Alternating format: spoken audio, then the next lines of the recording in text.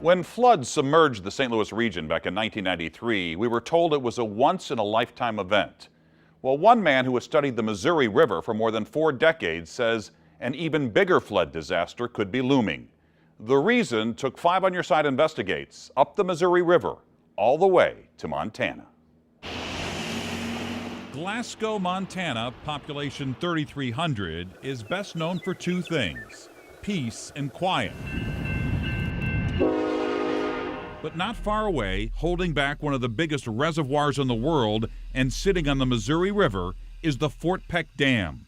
21,000 feet long, 250 feet high, almost 80 years old and counting.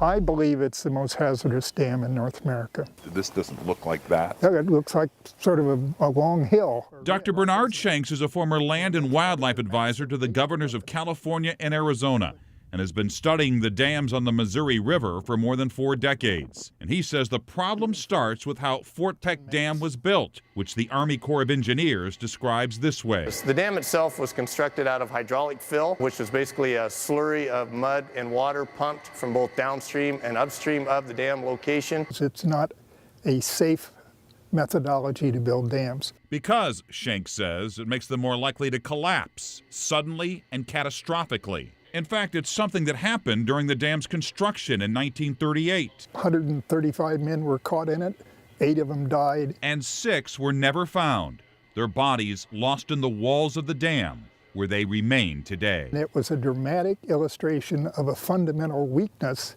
in this dam. And that's why Dr. Shanks is raising the red flag, because if a dam this big were to fail, he says there would be deadly consequences downstream. It would make the damage from 9/11 look like just a drive-by shooting. Dr. Shanks says a Fort Peck failure could lead to a domino-like collapse of all 5 downstream dams on the way to St. Louis, beginning with Garrison and Owyhee. Along the way, that much water would wash out probably dozens of bridges, railroad bridges, highways, pipelines. That house is starting to go. For many St. Louisans, when they think of floods, they think of 1993. Would this be worse? Oh, much worse. This would be the worst flood in American history. After epic flooding in 2011, the Army Corps of Engineers proposed $225 million in repairs to the Fort Peck Dam. They only got about 1/5 of that. Most of that was used to repair this spillway, which had to be opened in 2011 to ensure that water didn't overflow the dam. You know, we're competing with all the other projects across the nation for funding. We take that funding and use it to the best of our ability and maximize that opportunity to do the repairs that are most critical.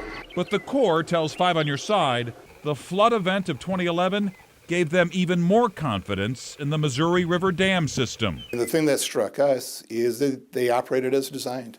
We went through the flood well. There's no imminent risk, there's no imminent danger to any of the dams. Dr. Shanks is not convinced.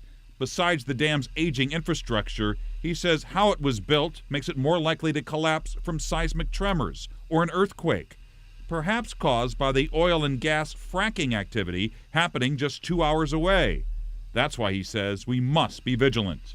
Dick Cheney, when he was vice president, always said is there was a threat to Homeland Security, a 1% chance of a threat. We should address it. We should take care of it. And certainly in the long run, in these wet years, the threat is above 1%. It's his message for the people from St. Louis all the way to Glasgow. If we wait too long to address the problem, it will be too late. It would be a disaster of historic proportions. Because of damage from earthquakes in the 1970s, the state of California required all hydraulic-filled dams be torn down or rebuilt, and no other large dams have been built that way since. Dr. Shanks says the Fort Peck Dam should be replaced. The cost would be immense, so I asked him what can people do.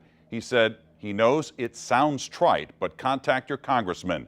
The cost of failure will be much, much, much greater. We've got much more information when you go to this story on KSDK.com.